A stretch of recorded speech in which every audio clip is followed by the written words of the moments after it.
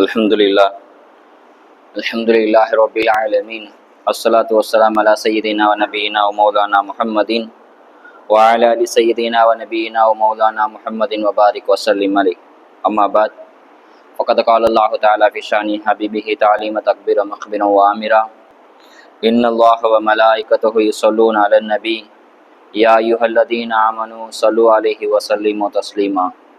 அல்லாஹும்ம ஸல்லி அலா சய்யிதினா முஹம்மதின் وعلى آل سيدنا محمد وبارك وسلم عليه وما توفيق إلا بالله لا حول ولا قوة إلا بالله العلي العظيم إني ميت وإنك حي يا ربي سبحانك لا علم لنا إلا ما علمتنا إنك أنت العليم الحكيم ربي ذكرني منهما نسيت وعلمني منهما جهلت ربي اشرح لي صدري ويسر لي أمري واحلل عقدة من لساني يفقهوا قولي ரப்பி ஜித்னி இல்மா ரப்பி ஜித்னி இல்மா ரப்பி ஜித்னி இல்மா. அல்ஹம்துலில்லாஹ். எல்லா புகழும் இறைவன் ஒருவனுக்கு உரித்தாகுக. சலாத்தும் சலாமும் ஈருலக நாயகர் கண்மணி நாயகம் முஹம்மது முஸ்தபா ஸல்லல்லாஹு அலைஹி வஸல்லம் அவர்கள் மீதும், அவர்களை பின்பற்றி வாழ்ந்த உத்தம சத்திய சஹாபாக்கள், தாபியன்கள், தபா தாபின்கள், நாதாக்கள், சுஹதாக்கள், வலிமார்கள், இமாம் பெருமக்கள், நல்லவர்கள், பெரியவர்கள், குறிப்பாக நம்மீதும் இன்னும் இந்த ஜும்மா தொழுகைக்கு வர இருக்கும் நம் அனைவர் மீதும், ஒட்டுமொத்த இஸ்லாம் சமூகத்தினர் அனைவர் மீதும் அல்லாவின் அருளும் ரஹ்மத்தும் என்றும் குறைவில்லாமல் நின்று நிலவட்டுமாக. ஆமீன். அல்ஹம்துலில்லாஹ்.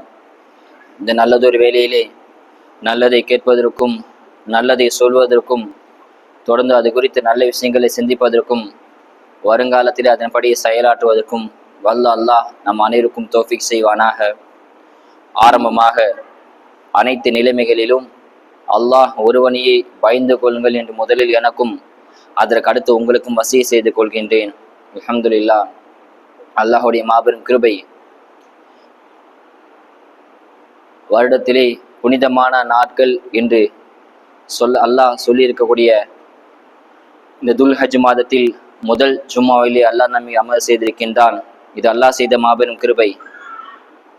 நாட்களுக்கெல்லாம் தலைமையான நாள் ஜுமா நாள். எல்லா இடத்திலும் பிடித்த இடம் அவனது பள்ளிவாசல். இன்னும் வருடத்திலே 365 நாட்களிலே ஆக சிறந்த 10 நாட்கள் அப்படின்னு சொல்லக்கூடிய இரண்டாவது பிறை துல்ஹஜ்ஜிலே அல்லாஹ் நம்மை அமர் செய்திருக்கின்றான். அல்லாஹ் திருக்குரானில் பொதுவாக எந்த விஷயத்து மீதும் சாதாரணமாக சத்தியம் செஞ்சு சொல்ல மாட்டான் அல்லாஹ் தாலா. அப்படி சத்தியம் செய்யறான்னு சொன்னா அதுக்கு பின்னாடி ஒரு பெரிய விஷயத்த சொல்ல போறான் அப்படின்னு அர்த்தம். அதுவும் சாதாரண பொருள் மேல அல்லாஹ் சத்தியம் செய்ய மாட்டான்.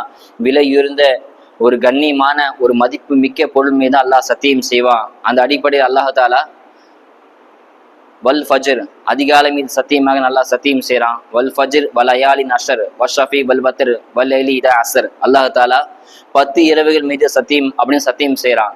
அந்த 10 இரவு 10 நாட்கள் எதுன்னு சொல்லி இமாம்கள் சொல்லும்போது அல்லாமா இப்னு ஹஜர் அஸ்கலானி சொல்றாங்க, துல்ஹஜ்ஜுடைய முதல் 10 தான் என்பதாக சொல்றாங்க.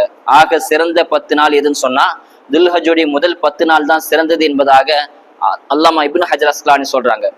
பகல் பொழுதுல எப்படி ரமலான்ல கடைசி 10 இரவு சிறப்போ, அதே மாதிரி துல்ஹஜ்ஜுடைய முதல் 10 பகல் சிறந்தது என்பதாக அறிவிக்கிறாங்க.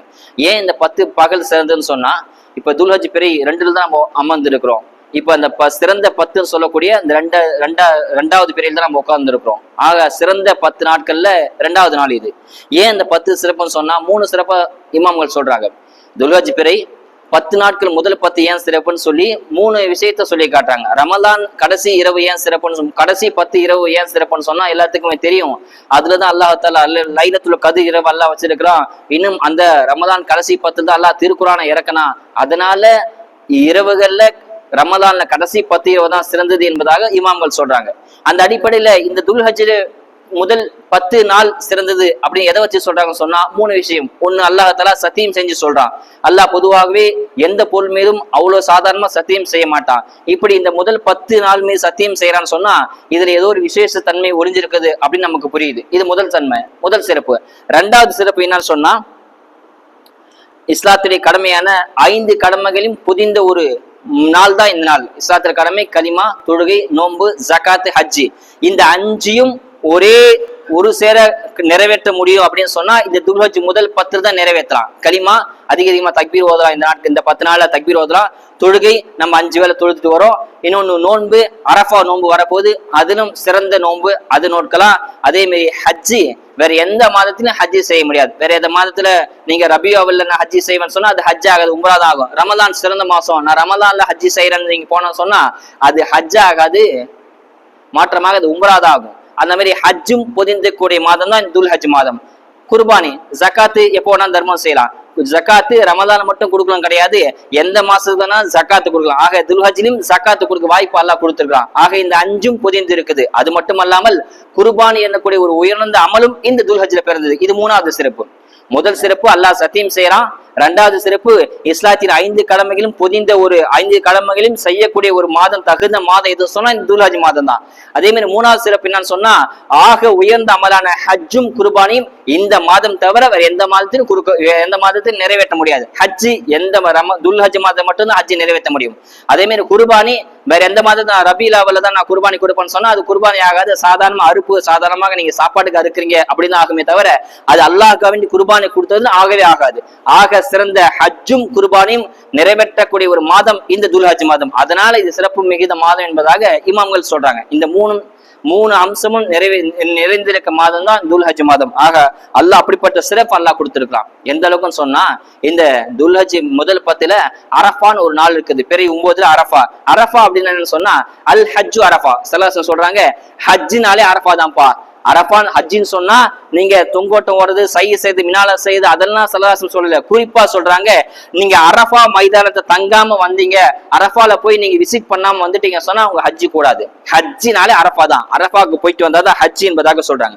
முதல்ல ஹஜ்ஜினா என்னன்னு சொன்னா ஹஜ்ஜிக்கு செய்யறது முதல்ல நேரடியா போய் காபா பார்க்க முடியாது. ஒரு விஷயத்துல என்னன்னு சொன்னா நம்ம காபாக்கு தான் போறோம். ஹஜ்ஜினா ஹஜ்ஜுடைய 5 நாள் அமல். முதல்ல கிரகு என்னன்னு சொன்னா அந்த 5 நாள்ல போய் நேரடியா காபாவை பார்க்க முடியாது. முதல்ல நீங்க முஜ்தலிஃபால தங்கலாம். முஜ்தலிஃபால மினாவுக்கு வரலாம்.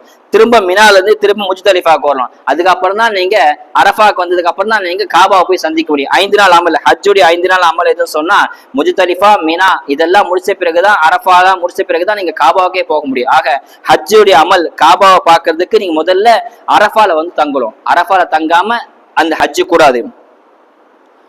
மினால இருந்து முஜ்தலிஃபாவுக்கு போகலாம், திரும்ப முஜ்தலிஃபால திரும்ப மினாவுக்கு போகலாம், அதுக்கப்புறம் அரஃபா, அதுக்கப்புறம் தான் ஹஜ்ஜி போல என்பதாக சொல்லி காட்டுறாங்க. ஆக இந்த புனிதமான அரஃபா அப்படின்னான்னு சொன்னா சூரியன் உச்சியில இருக்கிறது கிட்டத்தட்ட ஒரு 12-1 மணிக்கு மேல சூரியன் உச்சிக்கு வந்துடும். அந்த உச்சியில இருந்து சூரியன் மறைகிற வரைக்கும் அரஃபா அந்த மைதானத்தை தங்கணும். அந்த மைதானம் எப்படின்னு சொன்னா ஒரு பொட்டல் அதாவது பொட்டல் மைதானம் மாதிரி ஒரு பாலைவனம் தான். அந்த பாலைவனத்துக்கு பேர் தான் அரஃபா. அதுல நீங்க ஒரு 6 மணி நேரம் தங்கணும். அது தங்கினாதான் உங்க ஹஜ்ஜே கூடும். மற்ற நாட்கள்ல அது அப்படியேதான். வருஷத்துல 365 நாளும் அது அப்படியே வெறும் மைதானமா தான் இருக்கும். வேற எந்த நம்மளும் அங்க நடக்காது. ஹஜ்ஜில மட்டும்தான், அந்த அரஃபா நாள்ல மட்டும்தான் அந்த ஹாஜிகளை வந்து அங்க தங்குவாங்க. அந்த 6 மணி நேரம் தங்கினாதான் ஹஜ்ஜி கூடும். சில பேர் முடியாம இருக்கிறாங்க, அங்க வந்து ஏதாவது நோய்வாய்ப்பட்டாங்க அப்படின்னு சொன்னா ஆம்புலன்ஸை கூட்டு வந்து ஒரு செகண்டோ அல்லது 5 நிமிஷமோ அல்லது 10 நிமிஷமோ எவ்வளவு முடியுமோ அவ்வளவு அந்த அரஃபா மைதானம் தங்க வச்சு கூட்டு போவாங்க. ஏன்னா அப்பதான் ஹஜ்ஜி கூடும். இல்லைன்னா ஹஜ்ஜி கூடாது என்ற அடிப்படையில அரஃபா மைதானத்தை தங்கானாதான் ஹஜ்ஜி கூடும் என்பதாக சொல்றாங்க. அரஃபா அப்படின்னு என்னன்னு சொன்னா அறிந்து கொள்ளுதுன்னு அர்த்தம். அரஃபா அப்படின்னு சொன்னா அறிந்து கொள்ளுதல், அறிமுகம் அப்படின்னு அர்த்தம். ஏன் அதுக்கு அரஃபான்னு பேர் வந்து சொன்னா சில காரணங்கள் இமாம்கள் சொல்லி காட்டாங்க. முதல் காரணம் என்னன்னு சொன்னா அல்லாஹ் தஆலா ஆதம் அலைஹிஸ்ஸலாம அல்லாஹ் தஆலா சொர்க்கத்துல இறக்கணும். எல்லாத்துக்கும் சம்பவம் தெரியும். அல்லாஹ் தஆலா ஒரு மரத்தை நெருங்க வேணாம்னு சொன்னா அவங்க நெருங்கிட்டாங்க, ஆதமும் ஹவ்வாவும். அதனால அவங்களுக்கு தண்டனை கொடுக்கிற விதமாக அல்லாஹ் தஆலா பூமிக்கு இறக்கணும். ஆதமி ஹவ்வாவி அல்லாஹ் ஒன்னா இறக்கல, ஜோடியா இறக்கல, தனித்தனியா இறக்கினான் அல்லாஹ் தஆலா தண்டனைக்காக வேண்டி. ஆதம் அலைஹிஸ்ஸலாம் அல்லாஹ் இந்தியாவில இறக்கணும். இந்தியாவில அல்லாஹ் தஆலா ஆதம் இறக்கிட்டான். ஹவ்வா அலைஹிஸ்ஸலாம் அவங்கள ஜித்தா அப்படின்ற இடத்துல இறக்கிட்டான். இவங்க 2 பேரும் பல வருஷமா தனியாவே இருந்தாங்க, தௌபா செஞ்சாங்க, அழுதாங்க, துவா கிட்டே இருந்தாங்க. பல வருஷம் கழிச்சு ஆதமும் ஹவ்வாவும் ஒரு இடத்துல ஒண்ணு சேர்றாங்க, சந்திக்கிறாங்க, ஒருத்தர் மீட் பண்றாங்க. அந்த மீட் பண்ண நாள் தான் சௌமு அரஃபாவுடைய நாள். எப்ப சந்திக்கிறாங்களோ அந்த நாளுக்கு பேர் தான் பிறை 9, துல்ஹஜ் பிறை 9 சந்திக்கிறாங்க. அதுக்கு பேர் அரஃபா. 2 பேரும் ஒருத்தர் சந்திக்கிறாங்க, அதாவது அறிமுகம் ஆகிறாங்க, இன்ட்ரோடியூஷன் ஆகிறோம் இல்லையா, அந்த அறிமுகம் ஆகிறாங்க. ஆதமும் ஹவ்வாவும் அறிமுகமான நாள், அதாவது அரஃபா. அறிஞ்சுக்கிட்டாங்க, இவங்க தான் ஆதம், இவங்க தான் ஹவ்வான்னு அறிஞ்சிட்டாங்க பாத்தீங்களா. அதுக்கு பேர் தான் அரஃபா. அந்த நாட்களுக்கு பேர் அரஃபா வச்சுட்டாங்க. அவங்க ஒண்ணு சேர்ந்த நாட்களுக்கு பேர் அரஃபா, ஒண்ணு சேர்ந்த இடத்துக்கு பேர் அரஃபா அப்படின்னு வச்சுட்டாங்க. அந்த மைதானத்தை சந்திச்சாங்க, அந்த இடத்துக்கு பேர் அல்லாஹ் அரஃபான்னு பேர் வச்சுட்டான். அந்த இடத்துல எந்த இடத்துல சந்தித்தாங்க அது பேர் அரஃபா, எந்த எந்த நாள்ல சந்தித்தாங்க அது பேர் அரஃபா நாள் அப்படின்னு வச்சுட்டாங்க. இதுதான் அரஃபா பேர் வந்த காரணம். ரெண்டாவது காரணம் சொல்லுவாங்க என்னன்னு சொன்னா, ஜிப்ரீல் அலைஹிஸ்ஸலாத்து வஸ்ஸலாம் பூமிக்கு வந்து இப்ராஹிமை கூட்டு ஹஜ்ஜுடைய கிரைகள் எல்லாம் சொல்லுவாங்க. இப்படி ஹஜ்ஜி செல்ல இது காப்பாவுடைய புனிதம் அப்படின்னு சொல்லி சில விஷயங்கள்லாம் ஜிப்ரீல் அலைஹிஸ்ஸலாத்து வஸ்ஸலாம் இப்ராஹிம் நபிக்கு கத்து தராங்க. கத்து தந்த பிறகு ஜிப்ரீல் அலைஹிஸ்ஸலாம் கேட்கறாங்க இப்ராஹிம்கிட்ட, அரஃப்தா யா இப்ராஹிம், இப்ராஹிமே நான் சொன்ன விஷயம் புரிஞ்சுச்சா, உங்களுக்கு தெரிஞ்சுச்சா, விளங்கிட்டீங்களா அப்படின்னு கேட்கறாங்க ஜிப்ரீல் அலைஹிஸ்ஸலாம். அப்போ இப்ராஹிம் சொல்றாங்க நான் அரஃப்து, நான் புரிஞ்சுக்கிட்டேன் அப்படின்னு சொல்றாங்க. அதாவது தெரிஞ்சுக்கிட்டேன், அரஃப்துனா தெரிஞ்சுக்கிட்டேன்னு சொல்றாங்க. அதனால அந்த நாட்களுக்கு பேர் அரஃபா அப்படின்னு வந்துச்சு சொல்லி காட்டுறாங்க இமாம்கள். இப்படி நிறைய கருத்துக்கள் இருந்தாலும் இந்த ரெண்டு கருத்து தான் பிரபலமான கருத்து. ஒன்னு ஆதம் ஹவ்வாவும் அறிமுகமான பேரு, அறிமுகம் சொன்னா அரஃபான்னு அர்த்தம், அரஃபா பேர் வச்சுட்டாங்க. ரெண்டாவது இப்ராஹிம் அலைஹிஸ்ஸலாமுக்கு ஆதம் அலைஹிஸ்ஸலாம் கற்றுக் கொடுத்த அந்த ஹஜ்ஜி கிரைகள் அதுக்கு பேரு அறிஞ்சுக்கிட்டேன்னு இப்ராஹிம் அலைஹிஸ்ஸலாம் ஜிப்ரீல் அலைஹிஸ்ஸலாம் கேட்க இப்ராஹிம் அலைஹிஸ்ஸலாம் நான் அறிஞ்சுக்கிட்டேன் அரஃப்துன்னு சொல்றாங்க. அந்த அரஃப்துன்ற வார்த்தையில வந்ததுதான் அரஃபா அப்படின்னு சொல்றாங்க. இந்த ரெண்டு தான் பிரபலமான கருத்து. அல்லாஹ் சுப்ஹானஹு வ தஆலா இந்த அரஃபா மைதானத்தை பத்தி பார்த்தோம் சொன்னா, ஏன் அல்லாஹ் அரஃபா கண்டிப்பா தங்கலும் பேர் வச்சான்னு சொன்னா, அந்த அரஃபா மைதானத்தை பத்தி நம்ம பார்த்தோம் சொன்னா ஹரம் ஷரீஃபோட வெள்ளைக்கு தான் இருக்குது. ஹரம் ஷரீஃபோட எல்லையை விட்டு தூரமா இருக்குது. ஹரம் ஷரீஃப் சொன்னா புனிதமான இடம். அதாவது அந்த இடத்துல ரத்தத்தை ஓட்ட மாட்டாங்க, எந்த விலங்கு வேட்டை செய்ய மாட்டாங்க, எந்த பாவமும் நடக்காது. ஹஜ்ஜிலும் மக்காவில் மதீனா ஹரம் ஷரீஃப்ல எந்த பாவம் நடக்காது. அப்படியே பாவம் செஞ்சவங்க உள்ள வந்தாலும் பழிக்கு பழி வாங்கப்படாது, எந்த விலங்கும் வேட்டையாடப்படாது. புனிதமான இடம் தான் ஹரம் ஷரீஃப். இந்த ஹரம் ஷரீஃபுக்குள்ள அரஃபா கிடையாது. அரஃபா மைதானம் ஹரம் ஷரீஃப் ரொம்ப தூரம் வெளியில இருக்குது. அதெல்லாம் பின்னாடி சொல்றேன், எவ்வளவு தூரம் பின்னாடி சொல்றேன், வெளியில இருக்குது. ஏன் அல்லாஹ் அப்படி வச்சான்னு சொன்னா, முந்தைய கால அரபிகள் இருக்காங்க இல்லையா, அவங்க சொல்றாங்க நாங்களாம் ஹரம் ஷரீஃப் பக்கத்திலே இருக்கிறோம், நாங்க தான் சிறந்தவங்க அப்படின்னு சொல்லிட்டு இருந்தாங்க. ஹரம் ஷரீஃப் பக்கத்துல இருந்த பொதுவாகவே உயர்ந்த இடத்துக்கு பக்கத்துல இருந்தா நம்மளும் உயர்ந்தவங்க அப்படின்னு ஒரு எண்ணம் வரும் இல்லையா. அல்லாஹ் அந்த பெருமையை தலைமையில உட்காந்து அடிச்சு எடுத்தான். நீங்க பெருமை அடிக்கிறீங்க இல்லையா, அந்த பெருமை உடைக்கிறதுக்காக வேண்டிய அல்லாஹ் சொன்னா, நீங்க ஹஜ்ஜி செஞ்சுட்டீங்க சொன்னா நீங்க அரஃபால போய் தங்கினாதான், ஹரம் ஷரீஃப் வெளியில போங்க, வெளியே போய் தங்கினாதான் உங்க ஹஜ்ஜை கூடுன்னு சொல்லிட்டாங்க. இவங்க அரபியாக நம்ம ஹஜ்ஜி ஹரம் ஷரீஃபுக்குள்ளே இருக்கிறோம், நம்ம நினைச்சா ஹஜ்ஜி செஞ்சுக்கலாம், காபா பாத்துக்கலாம், நம்ம மதீனாக்கு போலாம், சல்லாஸ் ரவுலா பாத்துக்கலாம், நம்ம உயர்ந்த இடத்துல இருக்கோம் அப்படின்னு நினைச்சாங்க. அல்லாஹ் தஆலா கட்டளையிட்டான், நீங்க ஹரம் ஷரீஃபுக்குள்ள இருந்தாலும் உங்க ஹஜ்ஜி கூடன்னு சொன்னா நீங்க அரஃபாக்கு வந்து அந்த மைதானத்துல சில மணி துளிகள் தங்கினாதான் உங்களுக்கு ஹஜ்ஜே கூடும் அப்படின்னு அல்லாஹ் தஆலா கட்டளையிட்டதுக்கு அப்புறம் தான் அரஃபா மைதானம் புனிதமான நகரமா மாறிச்சு. ஒரு 6 மணி நேரம், அந்த 6 மணி நேரம் மட்டும்தான் அங்க இருப்பாங்க. கிட்டத்தட்ட 6 மணி நேரம் தான் வரும். சூரியன் உச்சில இருந்து சூரியன் மறையிற வரைக்கும். சூரியன் மறைஞ்ச பிறகு அங்கிருந்து எல்லாம் எப்படி எவ்வளவு சீக்கிரம் வெளியேறமோ அந்த வெளியேற தான் பார்ப்பாங்க. அவ்வளவு சீக்கிரம் டக்குன்னு வெளியேற ஆசைப்படுவாங்க. அந்த குறிப்பிட்ட நேரத்துக்கு மட்டும்தான் அதுக்கு சிறப்பு அதிகம் அரஃபா. மற்ற இடத்துல அந்த அரஃபா சாதாரண இடமா தான் கிடைக்கும். எந்த புனிதமும் நடக்காது, எந்த அமலும் நடக்காது, சாதாரண இடமா தான் இருக்கும். அப்படிப்பட்ட அரஃபா புனிதமா ஆயிடுச்சு. ஹரம் ஷரீஃப் எவ்வளவு தூரம் இருக்குன்னு சொன்னா அரஃபா பத்தி சொல்றாங்க, கிழக்குல இருந்து ஹரம், அதாவது அந்த அரஃபா மைதானம் கிழக்குல இருந்து ஹரம் ஷரீஃப்ல இருந்து கிழக்குல இருந்து 22 கிலோமீட்டர் தூரத்துல இருக்குது. அந்த ஹரம் ஷரீஃப்ல இருந்து அந்த ஹரம் ஷரீஃப் எல்லையில இருந்து அரஃபா மைதான கணக்கிட்டு சொன்னா கிழக்குல இருந்து 22 கிலோமீட்டர் தூரத்துல இருக்குது. முஜ்தலிஃபால இருந்து 6 கிலோமீட்டர் தூரத்துல தான் அரஃபா மைதானம் இருக்குது. மினால இருந்து 10 கிலோமீட்டர் தூரத்துல தான் அரஃபா மைதானம் இருக்குது என்பதாக அறிவிக்கிறாங்க. இந்த அரஃபா மைதான நடுவுல ஒரு ஜபலு ரஹ்மா அப்படின்னு ஒரு ஜபல் இருக்குது. ஜபலு ரஹ்மான் சொன்னா ரஹமத்துடைய மலை அப்படின்னு சொல்லி ஒரு மலை இருக்குது. அந்த மலையில இருந்தா ஸல்லல்லாஹு அலைஹி வஸல்லம் அந்த மலைக்கு பக்கத்துல நாக்கத்து கஸ்வா, அதாவது பெண் ஒட்டகை, அது மேல உட்கார்ந்தா ஸல்லல்லாஹு ஹஜ்ஜத்துல் விதா, இறுதி பேருரை, இறுதி உபதேசம் செஞ்சாங்க. எல்லாருக்கும் தெரியும் இல்லையா, நீண்ட உபதேசம், இறுதி விடைபெற்றக்கூடிய ஒரு உபதேசம் சொல்லி நீண்ட பேருரையை ஸல்லல்லாஹு நிகழ்த்துறாங்க. அந்த ஜபலு ரஹ்மா அங்கதான் இருக்குது. அது கிழக்குல இருந்து 170 கிலோமீட்டர் உயரத்துல இருக்குது. அந்த மலை அகலம் 170 கிலோமீட்டர் அகலமா இருக்குது. மேற்குல இருந்து 100 மீட்டர் அகலத்துல அந்த ஜபலு ரஹ்மா இருக்குது. வடக்குல இருந்து 200 கிலோமீட்டர், தெற்குல இருந்து 120 கிலோமீட்டர் தூரத்துல தான் இந்த ஜபலு ரஹ்மா இருக்குது. பூமியில இருந்து 65 கிலோமீட்டர் உயரத்துல இது இருக்குது. கடல் பகுதியிலிருந்து 372 மீட்டர் உயரத்துல இந்த ஜபலு ரஹ்மா இருக்குது. அப்படிப்பட்ட சிறப்பு. ஏன் இதெல்லாம் சொல்றோம்னு சொன்னா, அந்த ஜபலு ரஹ்மா கிட்ட ஒரு வெள்ளை நிற தூண் இருக்குது. ஹஜ்ஜிக்கு போனவன கேட்டா தெரியும், ஒரு வெள்ளை நிற தூண் அந்த ஜபலு ரஹ்மா கிட்ட அரஃபா மைதானத்துல இருக்குது நடுவுல. அந்த தூண் ஏன்னு சொன்னா, அந்த தூணு கிட்டதான் ஆதம் அலைஹிஸ்ஸலாம் ஹவ்வா அலைஹிஸ்ஸலாம் 2 பேர் சந்திச்ச இடத்துக்கு அடையாளமா அந்த தூணை வச்சிருக்காங்க. ஆதமும் ஹவ்வாவும் அந்த மைதானம் சந்திச்சாங்க இல்லையா, கரெக்டா எங்க சந்திச்சாங்க, அதுக்கு அடையாளமா தான் அந்த வெள்ளை நிற தூணை அங்க ஏற்பாடு செஞ்சிருக்காங்க. அந்த தூணு கிட்டதான் ஆதமும் ஹவ்வாவும் ஒருத்தர் சந்திச்சாங்க என்பதாக வரலாற்றை பதிவு செய்யறாங்க. இது ஒரு கருத்து. இன்னொரு கருத்து நான் சொன்னா, அந்த வெள்ளை நிற தூணு கிட்டதான் ஸல்லல்லாஹு அலைஹி வஸல்லம் நாக்கத்து கஸ்வா, அந்த பெண் ஒட்டகை மேல ஏறி உட்காந்து ஸல்லல்லாஹு அலைஹி வஸல்லம் எல்லா சஹாபாக்களும் ஹுத்பா உரை நிகழ்த்துறாங்க என்பதாக பதிவு செய்யறாங்க. அதுதான் அந்த ஜபலு ரஹ்மா சிறப்பு வாய்ந்தது என்பதை அறிவிக்கிறாங்க. அல்லாஹ் சுப்ஹானஹு வ தஆலா அரஃபா ஒரு புனிதமான ஒரு நகரம், ஒரு புனிதமான இடம். அரஃபால போகாம சொன்னா ஹஜ் கூடாது என்பதை அறிவிக்கிறாங்க. முஸ்தலிஃபா ஏன் அரஃபா பேர் வச்சோன்னு சொன்னா அல்லாஹ் தஆலா அரஃபால எல்லா ஹாஜிகளும் கிட்டத்தட்ட பல லட்சம் ஹாஜிகளை ஒரே நேரத்தை ஒண்ணு சேர்ப்பான். அது அடிமைத்தனத்தோட ஒரு அடையாளம் தான் அரஃபா. எல்லாருமே ஒன்றுமே இல்லாமல் பெரிய பெரிய கோடீஸ்வரர்கள் பெரிய பெரிய பணக்காரலாம் அந்த அரஃபா மைதானத்துல ஒண்ணுமே இல்லாம உயர்த்து பாலைவனத்துல பொட்டல் மைதானத்தை அமர்ந்திருப்பாங்க. அல்லாஹ்ட்ட வேண்டி துவா செய்வாங்க. அல்லாஹ் தஆலா அந்த நாட்கள்ல எல்லா துவாவும் கபூல் செய்வான். உலகத்திலே பெரிய பாவி யாருன்னு சொன்னா யார் அரஃபா மைதானத்துல உட்காந்து என் பாவத்தை அல்லாஹ் மன்னிப்பானா, நான் பெரிய பெரிய பாவம் நான் செஞ்சுட்டேன், என் பாவத்தெல்லாம் கூட அல்லாஹ் மன்னிப்பானா அப்படின்னு யார் நினைக்கிறாங்களோ அவன் தான் உலகத்துல மிகப்பெரிய பாவி என்பதாக ஹதீஸ்ல வருது. அந்த அளவுக்கு அல்லாஹ் எல்லா பாவத்தையும் எல்லாம் மன்னிச்சிருவானா. ஸல்லல்லாஹு முஸ்தலிஃபால உட்காந்து துவா செய்யறாங்க. அரஃபாக்கு முன்னாடி நாள் உட்காந்து துவா செய்யறாங்க. அல்லாஹ் தஆலா சொல்றானா எல்லா பாவத்தையும் நான் மன்னிச்சிட்டேன். அல்லாஹ் தஆலா சொல்றான். ஸல்லல்லாஹு கேட்க எல்லாம் உம்மத்துடைய பாவத்தை மன்னிச்ச மாஃபிக துவா செய்யறாங்க. அல்லாஹ் தஆலா எல்லா பாவத்தையும் மன்னிச்சுன்னு சொல்றான். ஆனா ஒருத்தர் பாவத்தை மட்டும் நான் மன்னிக்கல, யாருன்னு சொன்னா அநியாயக்காரன் பாவத்தை நான் மன்னிக்கவே மாட்டேன் அப்படின்னு அல்லாஹ் சொல்றான்.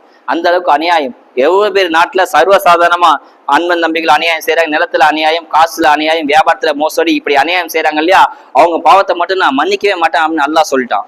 ஸல்லல்லாஹு திரும்ப துவா செய்யறாங்க, யா அல்லாஹ் நீ நாடனா நீ மனசு வச்சா அந்த அநியாயக்காரனும் நீ மன்னிச்சு சொர்க்கத்துக்கு நபரை ஆக்கிலாம், எனவே மன்னிப்பு கூட சொல்லி மறுநாள் அரஃபா மைதானத்தில் உட்காந்து திரும்ப துவா செய்றாங்க. அல்லாஹ் அவங்க பாவத்தையும் எல்லாம் மன்னிச்சுட்டான். இதை பார்த்து சைத்தான் ஒப்பாரி வச்சு அழுகிறான். நான் இவ்வளவு நாளா கஷ்டப்பட்டு ஆதமுடைய மக்களை பாவம் செய்ய வச்ச நாயகம் ஸல்லல்லாஹு அலைஹி வஸல்லம் இந்த அரஃபா மைதானத்தில் உட்காந்து எல்லாத்துக்கும் பாவம் பண்ணி வாங்கிட்டாங்களே அப்படின்னு ஒவ்வொரு அரஃபா நாளையும் ஒவ்வொரு வருடம் அரஃபா நாளையும் சைத்தான் ஒப்பாரி வைக்கிறான். எல்லா உம்மத்தோடைய எல்லா பாவத்தையும் எல்லாம் மன்னிச்சுட்டான். ஹாஜிகளுக்கு அரஃபா நோன்பு கிடையாதாங்க, ஆனா நம்ம இங்க நோன்பு வைக்கிறோம். நம்ம பிறை 9 நோன்பு வைப்போம். அவங்களுக்கு அரஃபா அவங்களுடைய எல்லா பாவத்தையும் எல்லாம் மன்னிச்சுட்டான். அரஃபால உட்காந்து தங்கிட்டு போயிட்டோன்னு சொன்னா ஹாஜிகளுடைய எல்லா பாவத்தையும் மன்னிச்சு பரிசுத்தமா அன்று பிறந்த குழந்தை போல சுத்தமா ஆக்கிறான். நமக்கு என்ன கிஃப்ட்னு சொன்னா ஸல்லல்லாஹு ஹதீஸ் சொல்றாங்க, யார் அரஃபா நாள் நோன்பு வைக்கிறாங்களோ 2 வருட பாவத்தை எல்லாம் மன்னிச்சிடான். அரஃபா நாள் இன்னைக்கு நோன்பு வைக்க சொன்னா முன் செஞ்ச ஒரு வருடத்து பாவத்தையும் அதுக்கு பின் இருக்கிற ஒரு வருடத்து பாவத்தையும் கிட்டத்தட்ட 700 நாள் செஞ்ச பாவத்தை எல்லாம் மன்னிக்கிறான் என்பதாக ஹதீஸ்ல வருது. உலமாக்களை பதிவு செய்றாங்க. எப்படி எல்லா பாவத்தையும் சொன்னா அல்லாஹ் இந்த ஹதீஸ ஸல்லல்லாஹு சொல்லக்கூடிய 2 வருடம் பாவங்கள் அப்படின்னு சொல்லக்கூடிய இடத்துல எல்லாம் சிறு பாவங்கள் தான் அல்லாஹ் மன்னிப்பா என்பதாக சொல்றாங்க. இது முதல் கருத்து. 2வது கருத்து என்னன்னு சொன்னா, நீங்க முன் செஞ்ச பாவத்தை எல்லாத்தையும் மன்னிச்சிடுவான். 2வது பின் வரக்கூடிய அதாவது எதிர்காலத்துல பாவத்தை ஒரு வருடம் மன்னிப்பன்னு சொல்றானே அல்லாஹ் தஆலா, அது எப்படின்னு சொன்னா அதுக்கு உலமாக்கள் விளக்கம் தரும்போது சொல்றாங்க, நீங்க அரஃபால நோன்பு வச்சீங்கன்னு சொன்னா பின்னாடி வரக்கூடிய ஒரு மாதம் உங்க பாவம் செய்யாம அல்லாஹ் பாதுகாப்பான். இதுதான் இந்த ஹதீஸுக்கு கருத்து என்பதாக சொல்றாங்க. நோன்பு வச்சீங்கன்னு சொன்னா அல்லாஹ்வுடைய பாதுகாப்புல வந்துட்டீங்க, அடுத்த வருஷம் அடுத்த அரஃபா வரைக்கும் நீங்க எந்த பாவத்து பக்கம் போகாமல் அல்லாஹ் உங்களை காப்பாத்துவான், உங்களுக்கு அல்லாஹ் நேர்வழி காட்டுவான் என்பதாக இமாம்கள் பதிவு செய்றாங்க. அதனால அரஃபா நோன்பு மிக இன்றியமையாத ஒரு நோன்பு. அதுவும் அல்லாஹ் தஆலா அரஃபா நோன்பை நமக்கு வெள்ளிக்கிழமை கொடுத்துருக்கிறான். சாதாரணமாகவே அரஃபா வெள்ளிக்கிழமை வராது. அப்படி வந்துச்சு சொன்னா அதுக்கு பேரு ஹஜ்ஜு அக்பர் அப்படின்னு சொல்லுவாங்க, அதாவது உயர்ந்த ஹஜ்ஜுன்னு சொல்லுவாங்க. அந்த அரஃபா வெள்ளிக்கிழமை வருது, நீங்க எல்லாரும் கண்டிப்பா அந்த நோன்பு வைக்கணும். ரமலானுக்கு அடுத்த சிறப்பு நோன்பு எதுன்னு சொன்னா அரஃபா நோன்பு தான். ஏன்னா அல்லாஹ் அந்த நாட்கள் எல்லா பாவத்தையும் மன்னிச்சிடான். அந்த நாள் ஃபுல்லாமே ஒரு இபாதத், ஒரு புனிதமான ஒரு நாள். அதிகமா துவா செய்யுங்க, அதிக அமல் செய்யுங்க, அல்லாஹ்ட்ட பாவ மன்னிப்புக்காண்டி துவா செய்யுங்க. அல்லாஹ் எல்லா பாவத்தையும் மன்னிக்க தயாரா இருக்கு. அரஃபால் நோன்பு வைக்கலாம். சவுதியில சவுதியில வியாழக்கிழமை தான் அரஃபா நாள் வருது, நமக்கு ஏன் வெள்ளிக்கிழமைன்னு சொன்னா நம்முடைய பிறையை தான் நம்ம பார்க்கிறோம். அவங்களுக்கு அவங்களுக்கு வியாழக்கிழமை வரட்டும் வெள்ளிக்கிழமை வரட்டும் நம்ம அதை பார்க்க கூடாது. நம்முடைய தலைமை ஹாஜி நம்முடைய இஸ்லாத் ஷரியத்துல நம்முடைய நாட்டுல எது பிறை 9 அந்த நாட்டு தான் நம்ம வைக்கிறோம். நம்ம அப்படி பார்த்தோம்னு சொன்னா நிறைய விஷயம் மாறுபடும். உதாரணமாக அரஃபால அவங்களுக்கு வியாழக்கிழமை அரஃபா, நம்ம அன்னைக்கு நோன்பு வச்சிருக்கோம்னு சொன்னா நமக்கு வெள்ளிக்கிழமை தான். நம்ம அவங்களை கணக்கு பட்டி நோன்பு வச்சோன்னு சொன்னா நம்ம நோன்பு தோறக்கூடிய நேரம் 6:30 மணி வரும். அப்ப அவங்களுக்கு 3:30 மணி தான் ஆகும். 3 மணி நேரம் டிஃபரெண்ட் வரும். அப்ப 3:30 மணி தான் அவங்களுக்கு வரும். நம்ம 6:30 மணிக்கு நோன்பு தோறது அவங்க 3:30 மணி நோன்பு இருக்கக்கூடிய நேரமா வருமே, அப்ப மாற்றம் ஏற்படுது இல்லையா? இப்படி சில மாற்றங்கள் ஏற்படும். ஒரு சில நாட்கள்ல முன்னாடியே வந்துடும். உதாரணமாக ஐஷா ரலியல்லாஹு அறிவிக்கிறாங்க, ஹதீஸ்ல ஐஷா ரலியல்லாஹு பார்க்க ஒரு நபர் வராரு. அந்த நபர் வரும்போது நோன்பு வைக்காம வராரு. இப்ப ஐஷான்னு கேக்குறாங்க, இது உங்களுக்கு அரஃபா நாளாச்சு நோன்பு வைக்கலையா அப்படின்னு கேக்குறாங்க. அப்ப அந்த நபர் சொல்றாரு, இல்ல இது பெருநாள் கூட நாள், அதாவது நீங்க இருக்கக்கூடிய இந்த நகரத்துல சவுதியில இது மக்கால பெருநாளுடைய நாள், பெருநாள நோன்பு வச்சா ஹராம் ஆயிடும், அதனால நோன்பு வைக்கல அப்படின்னு சொன்னாங்க. அப்ப ஐஷா அறிவிக்கிறாங்க, நீங்க இஸ்லாத்தை தவறா புரிஞ்சுக்கிட்டீங்க. உங்களுடைய நாட்டுல எந்த பிறை கணக்கோ அந்த பிறை கணக்கு தான் நீங்க பார்க்கணுமே தவிர சவுதிய அதாவது இந்த நகரத்தை மக்காவை பார்க்க கூடாது என்பதாக ஐஷா அறிவிக்கிறாங்க. அதனால நமக்கு பிறை 9 வெள்ளிக்கிழமை தான். அன்ற நாள்ல நோன்பு வைக்கிறது ஆக சிறந்தது. ரமலானுக்கு அடுத்த சிறப்பு அரஃபா நோன்பு தான். 2 வருட பாவத்தை எல்லாம் மன்னிக்க தயாரா இருக்கா. அதனால அந்த நாள்ல அதிகமா நோன்பு வைங்க, அதிகமா இபாதத் செய்யுங்க. பிறை 10 யௌமுன் நஹர், அதாவது பக்ரீத் நாள் அந்த சனிக்கிழமை வருது. அல்லாஹ் சுப்ஹானஹு வ தஆலா இந்த நாள் அதிகமா அமல் செய்யறோம்.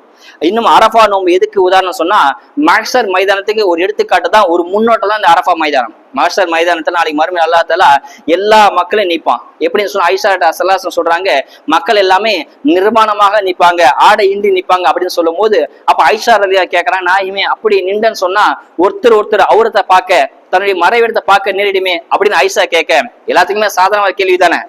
ஆடை இல்லாம எல்லாரும் ஒன்னா, உலகத்துல எல்லா மக்களும் ஒன்னா நிப்பாங்கன்னு சொன்னா ஒருத்தர் அவுரத்தை மறைவிடத்தை பார்க்க நேரிடுமே அப்படின்னு ஐஷா கேட்க, ஸல்லல்லாஹு அலைஹி வஸல்லம் சொல்றாங்க, ஐஷா சாதனால கிடையாது, உம்மத்துல 1/3%, அதாவது முக்கால்வாசி ஹதீஸ் ஐஷா மூலமா தான் ஹதீஸ் வந்துச்சு. ஐஷா இல்லைன்னு சொன்னா பல ஹதீஸ்கள் வெளியிலே வந்திருக்காது. குடும்பவியலா இருக்கட்டும், மறைமுகமான ஹதீஸ், அதாவது ஸல்லல்லாஹு அலைஹி வஸல்லம் தன் கணவன் மனைவி எப்படி ஒண்ணு சேருது அந்த மாதிரி ஹதீஸ் ஐஷா தான் அறிவிச்சாங்க. அவங்க அறிவிக்கன்னு சொன்னா நமக்கு கிடைச்சிருக்கே கிடைக்காது. அப்படிப்பட்ட ஐஷான்னு கேட்கறாங்க, நாயகமே அப்படி எல்லாரும் ஒன்னா நின்றா ஒருத்தர் பார்க்க நேரிடாதா அப்படின்னு கேட்கும்போது ஸல்லல்லாஹு அலைஹி சொல்றாங்க, ஐஷாவே அப்படி கிடையாது, அவங்க ஹாலத்து, அவங்க நிலைமை பார்த்து எல்லாரும் கை செய்யப்பட்டிருப்பாங்களே தவிர ஒருத்தர் பார்க்க கூட அந்த சிந்தனை இருக்கு. எல்லா தலையும் மேல உயர்த்தி நமக்கு நிலை என்ன ஆகுமோ, நமக்கு தீர்ப்பு என்ன ஆகுமோ எல்லாரும் பயத்துல இருப்பாங்க என்பதாக அறிவிக்கிறாங்க. ஒரு ஹதீஸ்ல வருது, ஒருத்தருக்கு அவருடைய பாவத்தோட அளவு வேர்வு அப்படியே வலிஞ்சிட்டே இருக்கும். ஒருத்தருக்கு கரண்டைக்கால் வரைக்கும் இருக்கும், இன்னொருத்தருக்கு முட்டுக்கால் வரைக்கும் வேர்வை மிதப்பாங்க, இன்னொருத்தர் நெஞ்சு வரைக்கும் வேர்வையில அவங்க செஞ்ச பாவத்துல உருகி பயந்து அல்லாஹ் என்ன தீர்ப்பு கொடுப்பானோ, நம்ம நிலைமை என்ன ஆகுமோ சொல்லி பயத்தை நிற்பாங்க.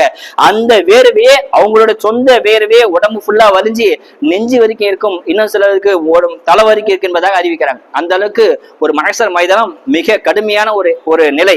அந்த நிலை உயர்ந்தது தான் இந்த அரஃபா மைதானம் என்பதாக அறிவிக்கிறாங்க. சொர்க்கத்துல நம்ம மறுமையில எப்படி அரஃபா மஹ்ஷர் மைதானம் இருக்குமோ அதே மாதிரி உலகத்துல ஒரு மஹ்ஷர் மைதானம் எதுன்னு சொன்னா இந்த அரஃபா மைதானம் தான் என்பதாக அறிவிக்கிறாங்க. அப்படிப்பட்ட சிறந்ததுதான் இந்த அரஃபா மைதானம்.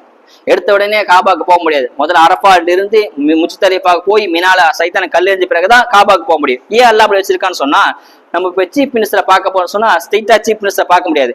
பிஏ கட் பண்ணணும், பிஏவை கட் பண்ணிட்டு அதுக்கு மேல அப்படி கட் பண்ணிட்டு பிறகுதான் சீஃப் மினிஸ்டரை பார்க்க முடியும். அதே மாதிரி அல்லாஹ் தஆலா ஸ்ட்ரெயிட்டா காபா பார்க்கணும்னு சொன்னா அரஃபால போய் நீங்க அடிமைத்தனத்தை வெளிப்படுத்தணும். யாரெல்லாம் நான் ஒண்ணுமே இல்லை, நான் பாவி, எனக்கு ஒண்ணுமே தெரியாதுன்னு சொல்லி முழுமையா டோட்டலா அங்க சரண் அடைஞ்சு பணிஞ்சு அல்லாஹ் அடுத்து தோற்று சஜிதால உட்காந்து துவா செய்யணும். எல்லாம் நான் ஒண்ணுமே இல்லை, நான் மன்னிச்சு துவா செஞ்ச பிறகு டோட்டல் அடிமைத்தனத்தை அங்க வெளிப்படுத்தின பிறகுதான் அல்லாஹ் தன்னை பார்க்க காபாக்கு கூப்பிடுவான். அப்படிப்பட்ட இடம் தான் அரஃபா. இன்னும் அரஃபா மைதானம் இப்ப நிறைய விஷயங்கள் சொல்றாங்க. அரஃபா மைதானத்துல தான் தீன் முழுமையாக்கப்பட்டது. அந்த அரஃபா மைதானம் ஸல்லல்லாஹு இருக்கும் போதுதான் ஒரு ஆயத்து இறங்குச்சு, அல்யௌம அக்மல்து லக்கும் தீனக்கும் வ ரலிது லக்கும் இஸ்லாம தீனா. இந்த நாட்கள் தான் அல்லாஹ் உங்களுக்கு தீனை பரிபூர்ணமாக ஆக்கிட்டேன். அந்த ஆயத்து அல்லாஹ் அங்கதான் இருக்கிறான். தீன் பரிபூர்ணமாக ஆக்கப்பட்ட நாள் தான் அரஃபா நாள். இன்னும் அரஃபா மைதானம் பத்தி சொல்லும் போது அல்லாஹ் தஆலா குர்ஆன்ல சொல்றான், ஆதமுடைய மக்களை எல்லா சந்ததிகளும், ஆதமுடைய மக்கள் கடைசி கியாமத்தான் வர வரைக்கும் எல்லா உயிரையும் எல்லா ரூஹையும் ஒன்று சேர்த்து ஆதம் அலைஹிஸ்ஸலாத்து வஸலாம் முதுகு தண்டு இருந்து எல்லா சந்ததிகள் எல்லா மக்களும் டோட்டலா வெளியே எல்லா ரூஹும் அரஃபா மைதானம் அல்லாஹ் ஒன்று சேர்த்தான். குர்ஆன்ல வருது. ஆதமுடைய மக்கள் நம்ம எல்லாம் ஆதம சந்ததி தானே, இன்னும் இது வரைக்கும் இன்னும் வரப்போற எல்லா மக்களுடைய ரூஹும் அரஃபா மைதானம் ஒன்று சேர்த்து அல்லாஹ் கேட்கறான்னா, அலஸ்து பிரபிக்கும், நான் உங்க ரப்பு இல்லையா அப்படின்னு கேட்டான். இந்த நிகழ்ச்சி நடந்த இடம் எதுன்னு தெரியுமா? அரஃபா மைதானம் தான் நடந்துச்சா இந்த நிகழ்ச்சி. அல்லாஹ் தஆலா குர்ஆன்ல சொல்றான். எல்லா மக்களையும் பார்த்து கேட்கறான், அலஸ்து பிரபிக்கும், நான் உங்க கடவுள் இல்லையா, நான் உங்க ரப்பு இல்லையா நல்லா கேட்கறான். அப்ப மக்கள் எல்லாம் சொல்றாங்க, காலு பலா யா அல்லாஹ் நீதான் ரப்பு அப்படின்னு சொல்றாங்க. யாரெல்லாம் பதில் சொன்னாங்களோ அவங்க எல்லாம் முஃமினா ஆயிட்டாங்க. யாரெல்லாம் பலா யா அல்லாஹ் நீதான் ரப்பு அப்படின்னு சொல்லி யார் சாட்சி சொன்னாங்களோ நம்ம எல்லாம் அவங்க எல்லாம் முஸ்லீம் ஆகிட்டாங்க. இப்படி சாட்சி சொல்லும்போது பக்கத்துல ரூஹுலா இருந்துச்சு பாத்தீங்களா? அப்படி எந்தெந்த ரூஹுலா பக்கத்துல இருந்துச்சோ அவங்க எல்லாம் சொந்தக்காரலா வந்துருவாங்க. நண்பர்களாவோ, உறவினராவோ, மனைவியாவோ, மக்களாவோ, மாமனாவோ, மச்சானோ, அக்கம் பக்கத்து வீட்டாரோ, நண்பராகவோ, உறவினரோ, ஆபீஸ்ல வேலை செய்யறவங்களோ, கூட படிச்சவங்களோ இப்படி ஆயிடுவாங்க. அந்த ரூஹு பக்கத்துல இருந்தவங்க எல்லாம் உலகத்துல சொந்தக்காரனா வாழ்வாங்க. யாரெல்லாம் தூரமா இருந்தாலும் கடைசி வரைக்கும் தூரமா இருப்பாங்க, அறிமுகம் ஆகாமல் அப்படியே போயிடுவாங்க. யாரெல்லாம் பக்கத்துல அறிமுகம் ஆனாங்களோ அந்த ரூஹுல உலகத்துல அப்படியே அறிமுகமாகி வாழுவாங்க. அறிமுகம் இல்லாமல் பல கோடி மக்கள் இருப்பாங்க இல்லையா, லாங்ல தூரத்துல, அவங்க எல்லாம் அப்படியே கடைசி தூரமா இருப்பாங்க, நம்ம அறிமுகம் ஆக மாட்டாங்க என்பதாக ஸல்லல்லாஹு ஹதீஸ்ல பதிவு செய்றாங்க. அப்படிப்பட்ட ஒரு மைதானம் தான் இந்த அரஃபா மைதானம். அலி ரலியல்லாஹு கேட்கப்பட்டுச்சு, அலிட்ட ஸல்லல்லாஹு இப்படி சொல்றாங்களே, நம்ம எல்லாம் ரூஹா இருந்து இப்படிதான் கேட்டானே அல்லாஹ் தஆலா அலஸ்து பிரபிக்கும் அப்படி கேட்டானே அப்படி அலிட்ட கேட்கும்போது அலி சொன்னாங்களா, ஆமா கேட்டாங்க, எனக்கு இன்னும் ஞாபகம் இருக்குன்னு சொல்றாங்க. எப்படிப்பட்ட அறிவு அலிக்கு! நமக்கு நேத்து என்ன சாப்பிட்டா ஞாபகம் இருக்காது, நேத்து நைட் என்ன சாப்பிட்டேன்னு கேட்டா ஞாபகம் இருக்காது, நேத்து காலையில என்ன சாப்பிட்டா ஞாபகம் இருக்காது. ஆனா அலி ரலியல்லாஹு சொல்றாங்க, நான் படைப்பதுக்கு பல கோடி வருஷத்துக்கு முன்பாக ரூஹா இருக்கும்போது அல்லாஹ் என்ன கேட்டான், அலஸ்து பிரபிக்கும் கேட்டா நான் காலு பலான்னு சொன்னேன், அந்த நினைவு எனக்கு இன்னும் ஞாபகம் இருக்குன்னு அலி ரலியல்லாஹு சொல்றாங்க. அப்படிப்பட்ட அலிதான். ஆக ஏன் சொல்லணும்னு சொன்னா, அல்லாஹ் தஆலா அப்படிப்பட்ட ஒரு சிறந்த மைதானம் அரஃபா மைதானம். அல்லாஹ் சொல்றான் குர்ஆன்ல, வ ஷாஹிது ஃபஷ்ஹது, இன்னும் சாட்சி சொல்லக்கூடிய ஜும்மா நாள் மீது சத்தியமாக, அரஃபா மீது சத்தியமா அல்லாஹ் சத்தியம் செய்யறான். அப்படிப்பட்ட சிறந்த இடம் இந்த அரஃபா மைதானம் தான்.